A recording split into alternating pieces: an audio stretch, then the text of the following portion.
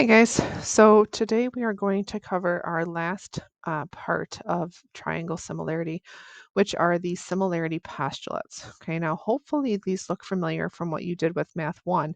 The difference is that there are only three of them, and one is one that you did not use for congruence. It only applies to similarity. Okay, so side angle side, you talked about with congruence. Side side side, you guys talked about with congruence. Um, the other ones that you did with congruence do not exist for similarity, but we do have one that you did not use before, which is angle angle. Okay, so let's take a look at side angle side first. So the important thing to remember with your triangle postulates is that they need to be done in the order that you are reading them. So side angle side means you have to have a um, a side, so like side one here, an angle, so this angle right in between here, and then another side right after that, which is the side two. Okay, so it has to go side, angle, side exactly in order. Okay, it can't go side and then angle and then a side over here. It's not any side, angle, side. It has to be the three have to happen in exactly that order. And then we have angle, angle. So angle, angle is exactly what it sounds like. It just has to be two pairs of corresponding angles that are congruent. And then side, side, side, again, corresponding sides have to match up. Now, the difference with the sides when we're dealing with similarity from when you did congruence is that your sides have to be proportional, not congruent. Okay, so we're going to go ahead and type that in here, and we're going to say if if triangles, I'm sorry, two triangles are similar if two sides are proportional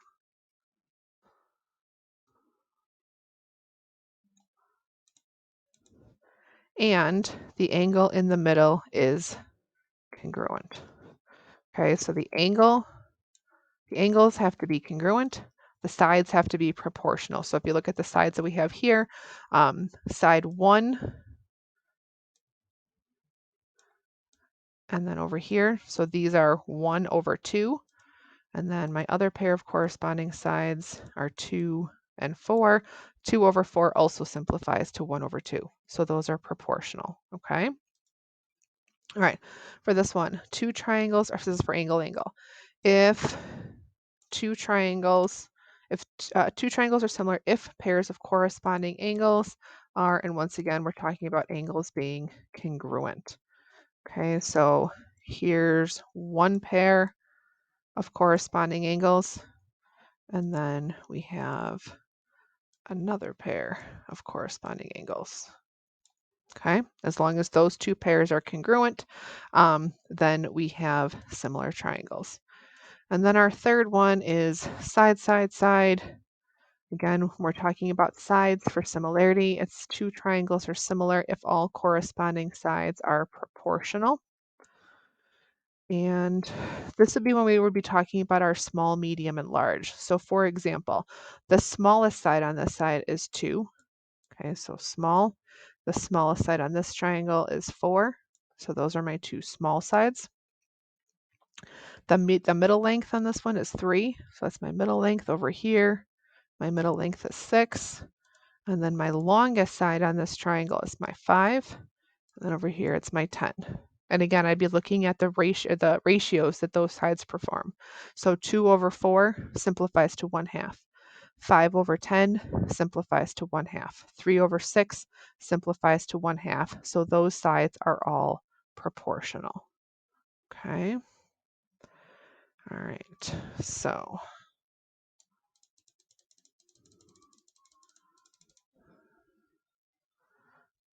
all right. So moving on. So now we're going to look at actually using these. So determine whether the triangles are similar by showing all your work and indicating which similarity postulate you used. So the way that we go about this when we're doing triangle similarity is that we actually look at our information in our diagram and we choose which postulate we think we're going to use, and then we see if our information fits it. Okay, so for example, I have a 30-degree angle, a 30-degree angle. I have a 20-degree angle. This one might be missing. And then I have 130, and then this one is missing.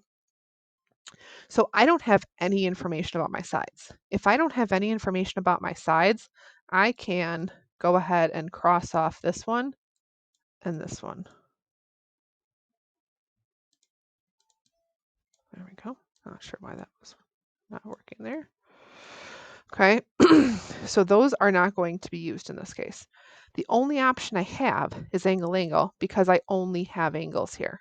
Okay, so in this case, you have to remember a couple things about triangles. The first one is that all of your angles of a triangle have to add up to 180. Okay, so in this case, if I have 30 and 20, that's 50. My missing angle,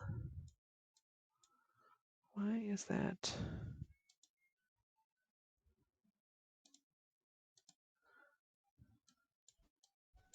What is Okay, so if this one is 30 and this one is 20, we have 50, so that means our missing angle is 130.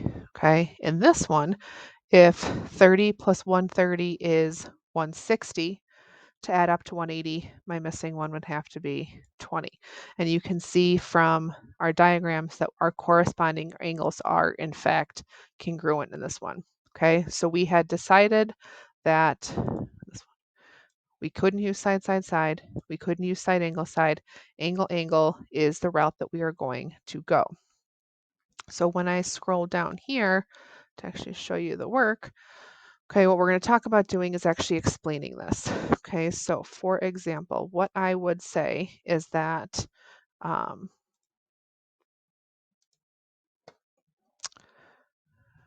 would say I'm going to write my triangle. I'm going to write my evidence for what I'm going to try and say, and then I'm going to write my triangle similarity statement um, at the end.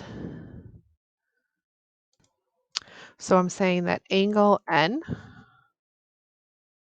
okay, and I can choose any of my two pairs of angles. That part doesn't matter. So angle n is, I forgot they don't have a good congruent symbol here. So that's supposed to say congruent to angle, let's just call it angle W. Okay, so I'm sorry, not angle. Angle N is congruent to angle B. Okay, so I have my two 30-degree angles are equal. Okay, so that's my first piece of evidence. Then I'm going to say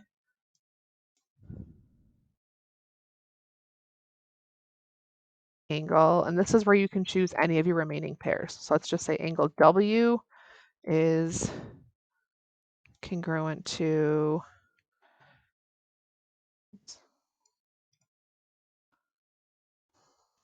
that guys, angle X.